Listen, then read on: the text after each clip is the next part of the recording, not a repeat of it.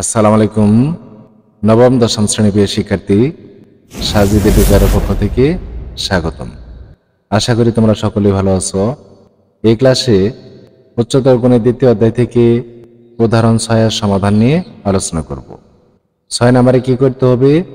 এখানে P of x সমান একটি বহুপদী রাশি দেওয়া আছে। এই বহুপদী রাশিটিকে x+2 দ্বারা ভাগ করলে ভাগশেষ কত হবে তা নির্ণয় করতে হবে। তোমরা সরাসরি ভাগ করে ভাগশেষ নির্ণয় করতে পারো, অথবা ভাগশেষ উপপাদ্যের একটি নিয়ম আছে, সেই নিয়ম অনুযায়ী ভাগ করতে পারো। উদাহরণে ভাগশেষ উপপাদ্য অনুযায়ী সমাধান করা আছে।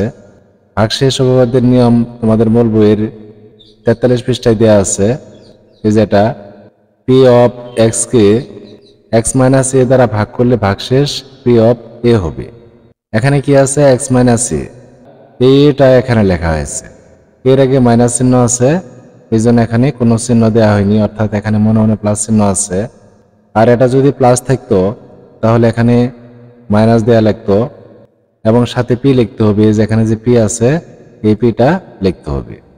তাহলে তোমরা যেভাবে সমস্যাটি সমাধান করবা, প্রথমেই যে বহুপদী রাশিটি দেওয়া আছে এই বহুপদী রাশিটি লিখতে হবে, দেওয়া আছে। এই বহুপদী রাশিটি আমরা লিখে নিলাম। এরপর লিখতে হবে ভাগশেষ উপপাদ্য অনুযায়ী P of x K x+2 দ্বারা, এই যে এখানে যে উৎপাদকটি আছে এই উৎপাদকটি লিখতে হবে। x+2 দ্বারা ভাগ করলে ভাগশেষ পি অফ -2 হবে। এখানে যেহেতু +2 আছে এই জন্য এখানে -2 লিখতে হবে, অর্থাৎ চলক x এর স্থানে -2 বসিয়ে যে মান পাওয়া যাবে সেটাই হবে ভাগশেষ। তাহলে আমরা চলক x এর স্থানে -2 বসিয়ে দেই। এই যে এখানে কি আছে? x3, x এর স্থানে আমাদের -2 বসাইতে হবে।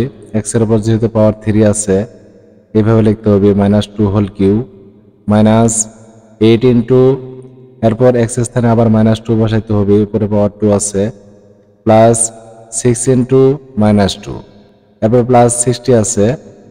এখানে কয়টি মাইনাস আছে? 3টি মাইনাস আছে, যেহেতু পাওয়ার 3 দুইটা মাইনাস ইন্টু করলে প্লাস হয়, একটা মাইনাস থেকে যাবে।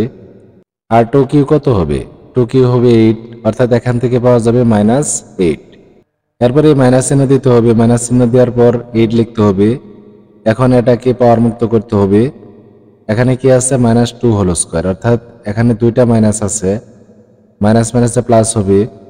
আর 2 স্কয়ার কত হবে? 4 হবে। 8 এর সাথে 4 ইন্টু দিয়ে লিখতে হবে। এখানে কোনো পাওয়ার নেই, যার কারণে এই মানটি এই মানের সাথে ইন্টু হবে। এর আগে প্লাস চিহ্ন, এর আগে মাইনাস চিহ্ন, প্লাস মাইনাসে মাইনাস। 6 এবং 2 ইন্টু করলে কত হবে? 12 হবে। এরপরে প্লাস 60 লিখতে হবে। এখন এই যে 8 এবং 4 ইন্টু করতে হবে, আমরা ইন্টু করে নেই। ইন্টু করলে এখান থেকে পাওয়া যাবে 32। এরপরে আছে -12 প্লাস 60। যাদের আগে মাইনাস আছে সেগুলো যোগ করতে হবে মাইনাস চিহ্ন দিয়ে। এগুলো যোগ করলে এখান থেকে পাওয়া যাবে -52।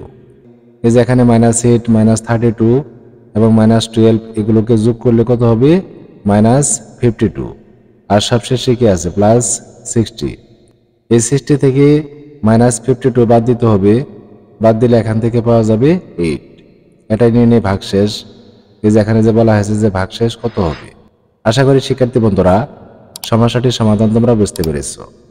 সবাইকে ধন্যবাদ জানিয়ে ক্লাসটি এখানে শেষ করছি। খুদা হাফেজ। আসসালামু আলাইকুম।